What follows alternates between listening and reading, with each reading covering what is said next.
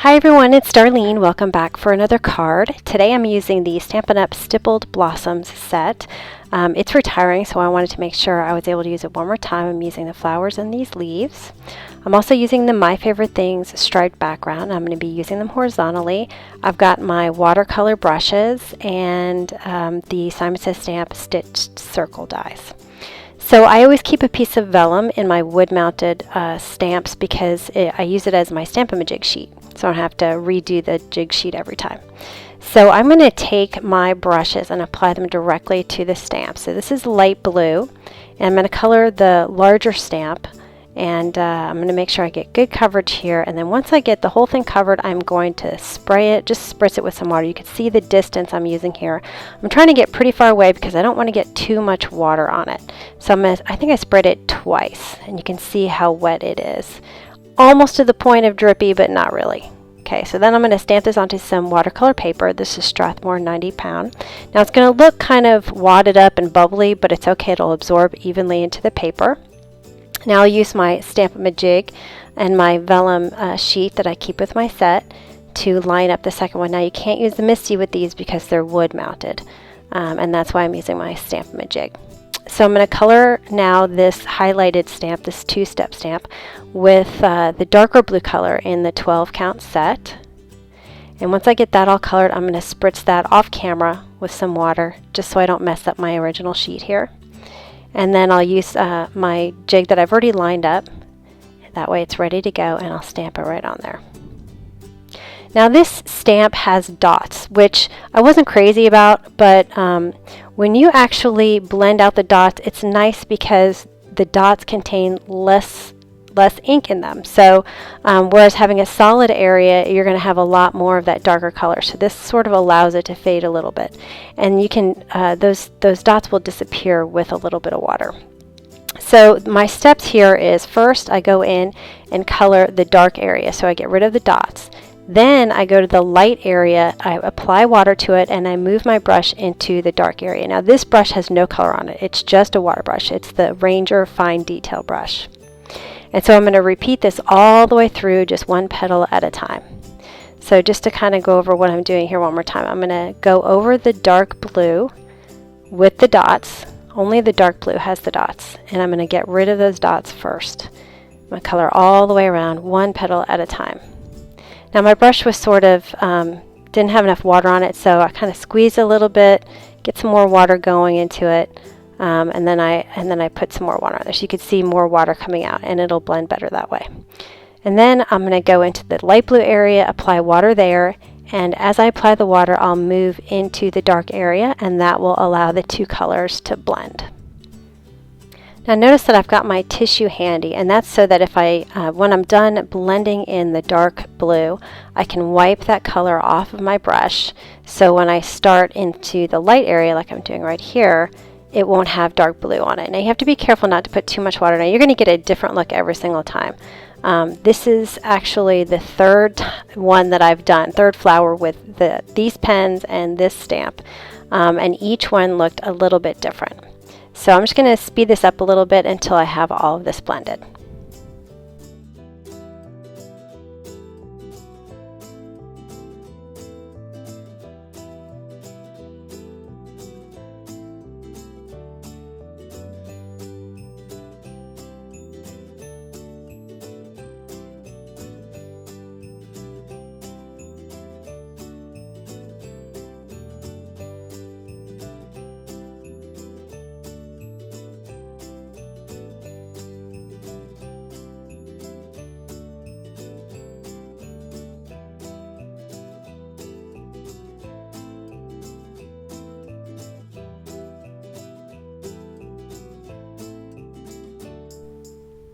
Okay, so as I said earlier, each one is different, and I didn't have to do this step with the other two that I created, but I went back and added a little bit more color because I felt like this one I used a little bit more water, and so I lost a little bit of definition of those petals, which is fine because it's a good example to show. So to add more definition, I just took my water brush pens and I added the color to the base of the flower, and then I used my water brush to pull the color up the petal. So here I've got my blue again. I'm going to show you right across the bottom. I'm just drawing a line, and then I'll take my water brush and blend that upward so it doesn't look like I drew a line. Now these watercolor brushes are very, very vibrant, meaning the color, there's a lot of really dark color that comes out of it. So you really just need a dot here or there. Now this area had a little bit too much water on it. It was kind of pooling a little bit. So I took a tissue and I absorbed it, and then I added some of the lighter blue color and I went over it with my water brush again. And then finally I did one more petal here that I wanted a little bit more definition on.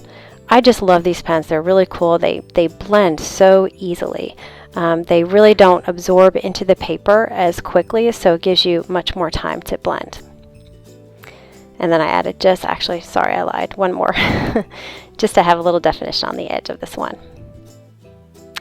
All right, now that middle area I really haven't touched, and I'm just going to go in with a water brush and just soften it up a little bit. And I'm going to go back in there later with a black marker when it's dry.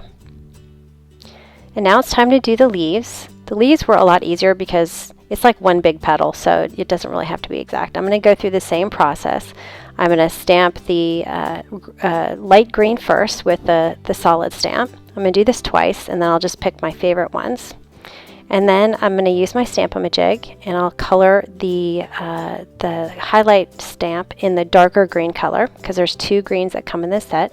Spritz it off camera, and I'm going to go ahead and blend these as I do them. So it's the same process where I'm coloring the dots first. Make sure I have my tissue handy. I'm going to color the dots first and make sure those are all blended. And once those are blended, I'm going to wipe my brush and apply water to the lighter areas and also the white area with just some water. Again, I'm not using any color. Once I stamp it, I'm not using any color. So I'll blend the light areas into the dark area. And it's a small space, so you don't want to add too much water because it'll all blend together and look like one color. So I'm going to go ahead and speed this up. This leaf is a little bit different. It has a little more dots to it. And I had to be a little bit more careful not to get everything to blend together because this has a lot of solid space. Now if you got too much water, or the colors are blending too much, you could just absorb it with the tissue and start over, and you can color some with the marker. All right, I'm going to speed this up. This is the other leaf, and I'm just going to go through the same process.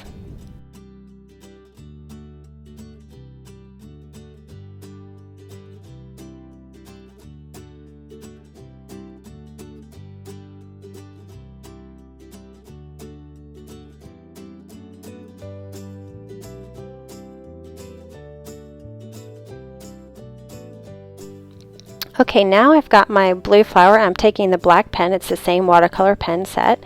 And I just colored over the blue area with black just to highlight that inside of the flower.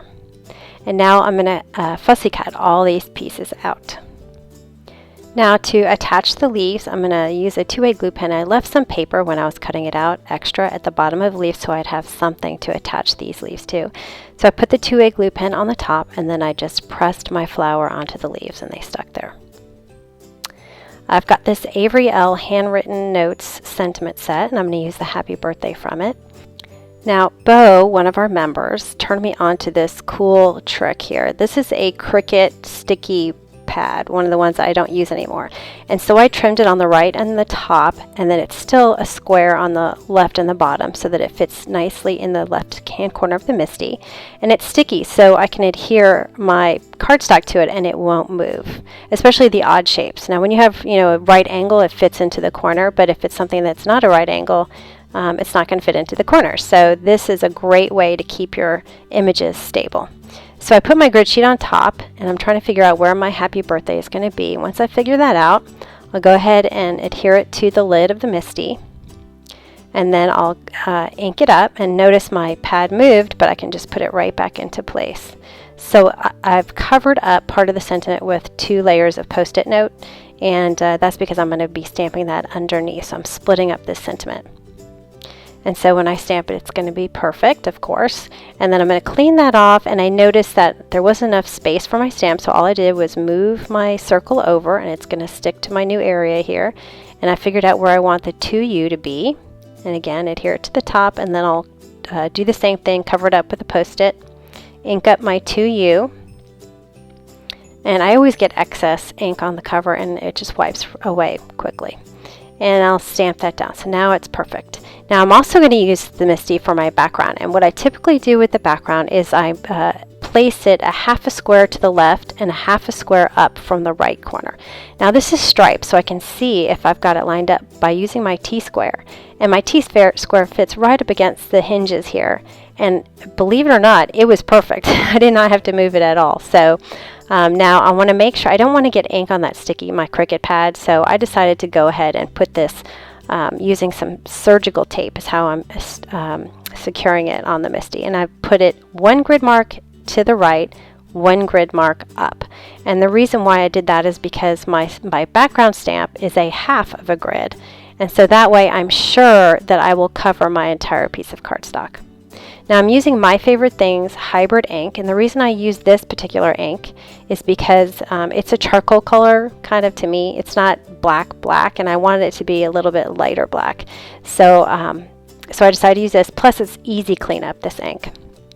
Now I'm doing it a second time because I have the MISTI, and I thought, you know what, it looks good, but why not do it a third time? So I went ahead and did it one more time, and I tell you, after doing it 3 times, this panel looks gorgeous. I mean, it looks like it's printed pattern paper. And notice this ink comes right off. It doesn't stain at all. Okay, now I'm just arranging my elements here to make sure that I've got them placed correctly. And I'm going to cut a circle out of my background panel as well, because see the stitching? With this circle die, you get stitching on the outside and the inside. So it kind of creates a continuity of the design when you do that. Now I'm adhering this with my ATG to my card base, my standard 4 1/4 by 5 1/2 inch folded, and I decided to inlay this die. So I'm going to put it inside so it's all flat. Now I'm going to put some dimensionals, foam adhesive on this, on my rows here, and I'll place it in the lower left hand corner. And that way it pops up just a little bit.